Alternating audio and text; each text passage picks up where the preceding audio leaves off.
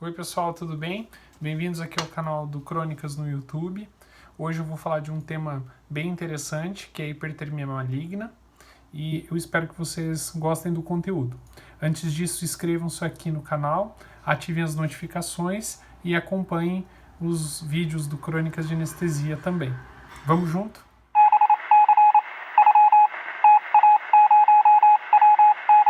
A hipertermia maligna é um dos grandes medos do anestesiologista, porque é uma síndrome hipermetabólica que cursa muito rapidamente com um estado de desequilíbrio hemodinâmico no paciente. Ela é uma doença farmacogenética que é desencadeada por alguns agentes que são utilizados em anestesia. Esses agentes vão fazer com que a fibra muscular se contraia de maneira excessiva, com a liberação de cálcio do retículo endoplasmático, fazendo com que haja um grande gasto de energia, produção de calor e caracterizando uma síndrome hipermetabólica, como é a hipertermia maligna. Então são conhecidos alguns fatores desencadeantes da hipertermia maligna, principalmente os nossos agentes halogenados, que são usados em anestesia, como o sevoflurano, o isoflurano, o alutano, e o relaxante muscular despolarizante, que é a succinilcolina, que a gente também utiliza eventualmente em anestesia. Essas drogas, em pacientes que são suscetíveis, que possuem alteração genética que predispõe à hipertermia maligna, podem desencadear a síndrome. Então, o que acontece? Na fisiopatologia da hipertermia maligna, a gente vai ter um desarranjo da homeostase do cálcio, com a liberação do cálcio do retículo endoplasmático para contração muscular. Esse cálcio não retorna para o retículo e faz com que haja uma contração muscular excessiva, que é mantida.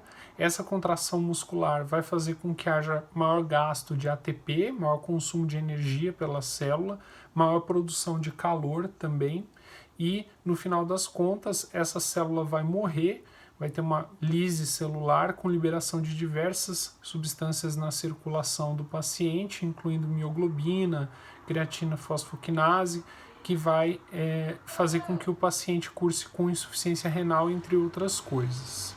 Então, o quadro clínico da hipertermia maligna geralmente cursa com um aumento inexplicado da quantidade de CO2 que o paciente está exalando, que a gente chama de ETCO2, né? Esse é o sinal mais precoce na maioria das vezes. Por isso que o uso do capnógrafo durante a ventilação mecânica, quando a gente está fazendo anestesia geral em um paciente, é obrigatório.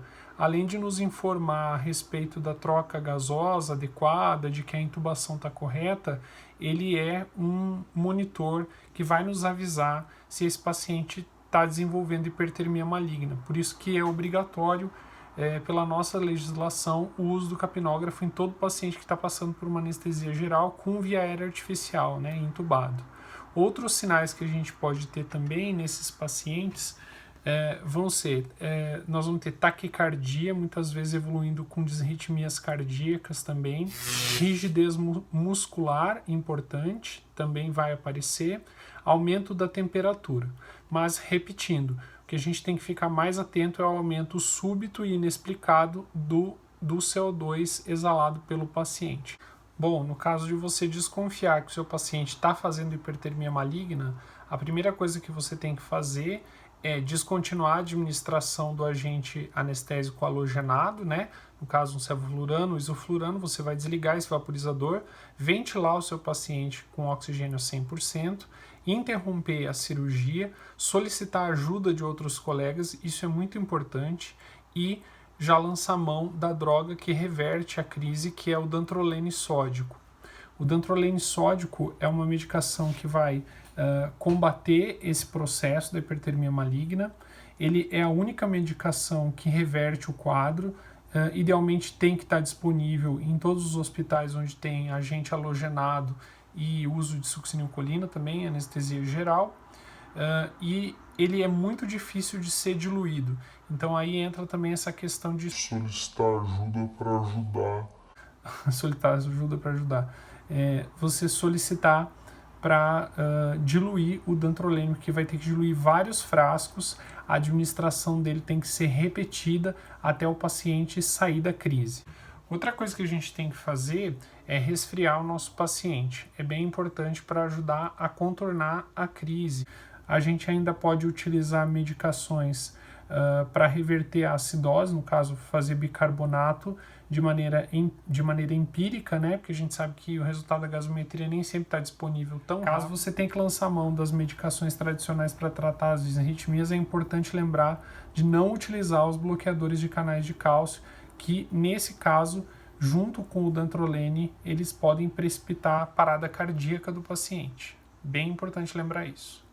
Esse paciente tem que ser acompanhado em unidade de terapia intensiva, com bastante atenção nas primeiras 24 horas, especialmente, porque existe uma chance da crise retornar. Então, como já falei, tem que manter o uso do dantrolene. Uma coisa bem importante é manter a diurese desse paciente, idealmente acima de 2 ml por quilo-hora, porque esses pacientes cursam com mioglobinúria, com rabdomiólise, e isso precipita insuficiência renal. Então, a gente pode lançar mão do uso de diuréticos para manter uma diurese alta, com hidratação também, e a gente pode fazer a alcalinização da urina, que evita a precipitação desses elementos causando insuficiência renal. Tem que medir seriadamente gasometria, eletrólitos, acompanhar certinho o paciente, bem como medir a creatinofosfoquinase também, para ver se não há aumento, se não está acontecendo ainda destruição muscular. É necessário fazer o acompanhamento desse paciente, realizar uma biópsia muscular, e esse material tem que ser enviado para o laboratório mais próximo que faça o teste para comprovar a hipertermia maligna realmente. Bem importante uma orientação depois que o paciente passa por esse processo, né, por essa crise de hipertermia maligna. É importante orientar bem os familiares a respeito disso, a respeito desse risco, que como é uma síndrome genética, a gente tem que levar muito isso em conta numa próxima anestesia que o paciente vai fazer ou algum parente dele vai fazer, para evitar o uso dos agentes halogenados e a succinilcolina, que são os desencadeantes da hipertermia maligna. Eu vou deixar aqui certinho para vocês verem o número da hotline brasileira da hipertermia maligna, que é lá da Universidade Federal, da Unifesp, de São Paulo. Esse número tem atendimento 24 horas, então no caso de suspeita de hipertermia maligna ou do quadro já sendo desencadeado, eu acho que é importante ligar para esse centro para receber as orientações. Todo mundo sabe que ali na hora da urgência, da emergência, a gente fica um pouco desorientado e ansioso. Então acho que é importante saber, ter esse número gravado no celular para quem é anestesiologista, para o caso de acontecer a crise da hipertermia maligna com algum paciente. Então é isso, gente. Eu espero que vocês tenham gostado desse vídeo. É um vídeo mais tenso, porque hipertermia maligna é uma coisa mais séria, é uma coisa que a gente tem bastante medo, como eu já falei, mas a gente sempre tem que estar pronto, tem que ter um alto grau de suspeição. Então, como a gente usa halogenado no nosso dia a dia, a gente tem que prestar muita atenção em relação a isso, lembrando sempre do aumento súbito lá da ITCO2, ter o dantrolene sódico no hospital que a gente trabalha, porque isso é bem importante. Muitas vezes, se você não tem, você vai ter que pedir de outro hospital. Isso pode resultar numa catástrofe, né? Demorar muito para atender o paciente, para administrar a medicação, e o paciente ir a óbito. Então, mais uma vez, eu espero que vocês tenham gostado. Inscrevam-se aqui no canal do Crônicas e até mais.